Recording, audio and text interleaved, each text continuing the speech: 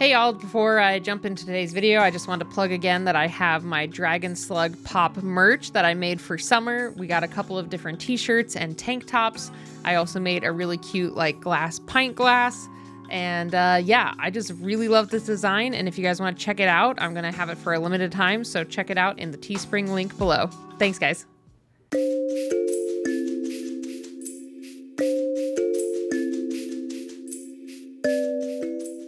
Hey guys, welcome back to the channel. My name is Katelyn, and today we are continuing the 100 Dragon Challenge. So today I am jumping into a request I've seen across on YouTube and Discord and a couple of different places.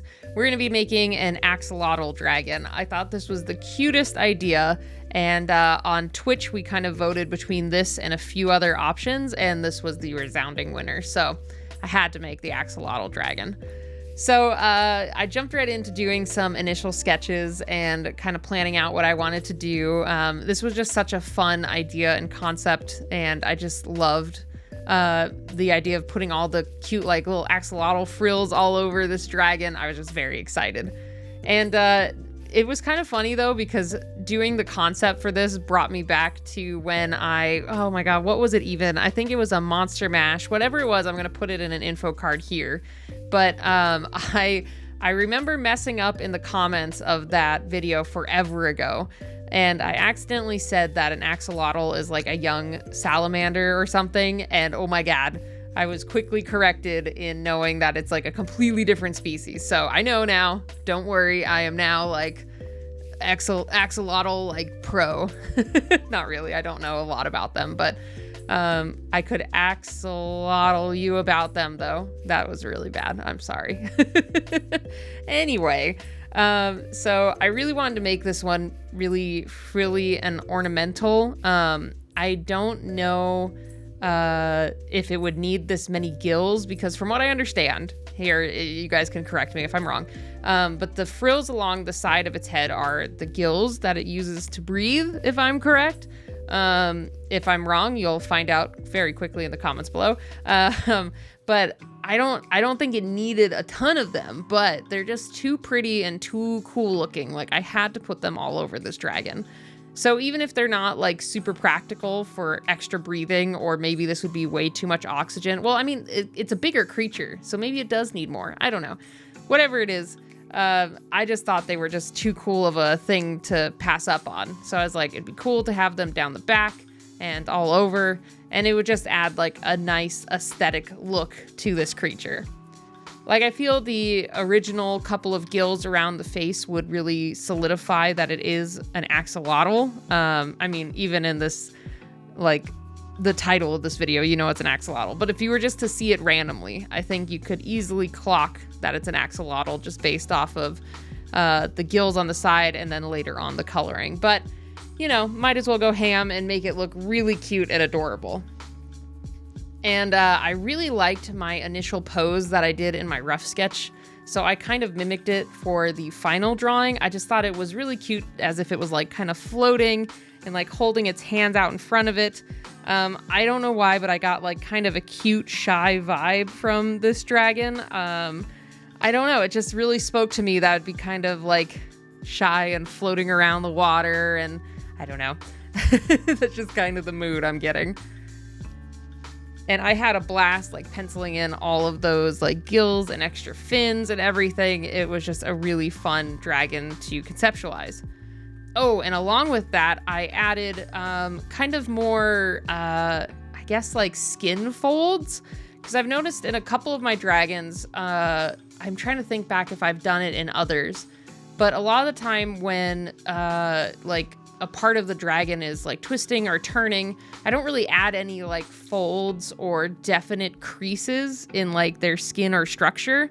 But then when I was looking at like a ton of axolotl reference, they have them everywhere, like all over their tail, like on their chest, on their neck, on their arms. Like, they have a ton of these like distinct divots and folds, and I was like, I don't think we should like skip that. And I just thought it added a lot more character and a really fun design to this overall.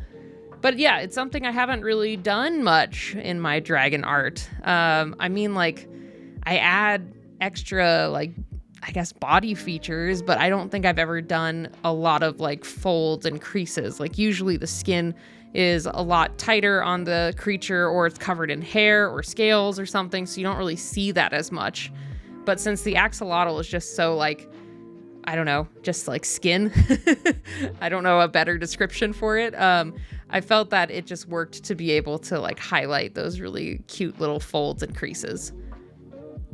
Also, while I was doing this initial line art phase, I was kind of like thinking about the color ahead of time. So a lot of axolotls that I've seen have like different parts that are kind of see-through. So I tried to hint at that a little bit too in the line art area, especially around where the ribs would be and the chest. Because what I was thinking was we would do kind of a classic axolotl color. I know they come in different colors, but when I think of them, I think of that pink and white combo, or like that creamy beige white combo, you know? That's what I instantly think of every time I think of one. So I was like, all right, I want to do that one. And while I was researching, a lot of them you can see like the different like blood vessels or organs, especially right by the ribs. So I kind of left that part open and tried to do some hints of line work to show maybe the structure underneath the skin. And I just wanted to basically set it up for success for whenever we figured out this like the organ inside situation. And then with this initial line art done, I was going to go through and do some thicker line art to try to get a couple things to pop out closer to the viewer so it wasn't as flat. I thought this would be really important because since this is such a light colored creature, I know I could do like darker shadows, like there's nothing stopping me, but in my brain I was like, you know, I really want it to be lighter and airier overall, so I didn't want any super heavy shadows. So to be able to distinguish and differentiate the different shapes of the dragon that are like layered on top of each other, I was like, we got to really heavily rely on line art for this one and make sure those different aspects pop. But man, it sucked going back through and relining all the gills, because like, oh, all those little divots and frillies, it took a lot longer than I expected.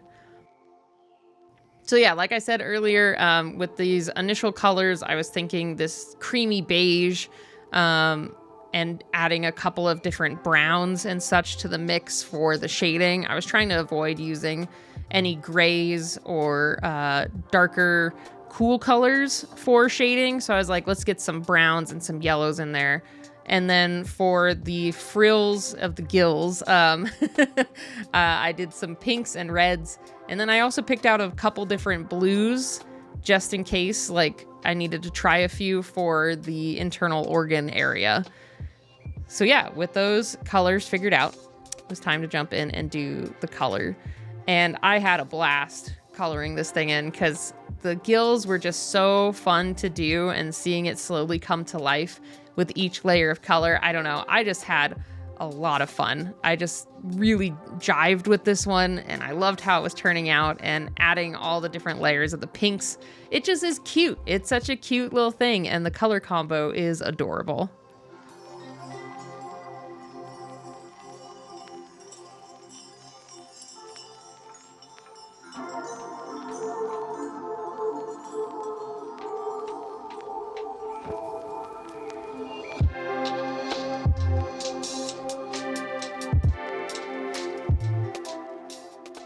One of the fun things I noticed too on a lot of the axolotl references I found were like, it looks like they have freckles. It's the cutest thing ever. I don't know if it's like a common thing on axolotls, because I saw it on a lot of the pictures, but not all of them, where they have these like cute little freckly spots all over their face and then like in different parts of their body. And I've never noticed that before. And I was like, I gotta add that. That's just the cutest thing ever. I cannot pass up making this a cute little freckly guy. Like, oh, just love it. Love it so much.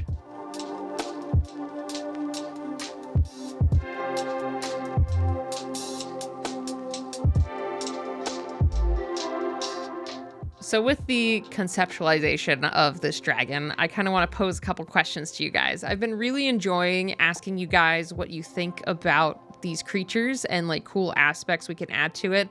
Like the last Monster Mash I did with the, I think it was the owl alligator, squid, and turtle. That's what it was.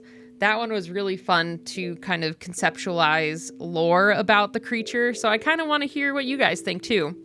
So at least for me, I could see this thing being, I don't know if it would be a huge dragon. I mean, it would be pretty cute if it was like the size of a whale.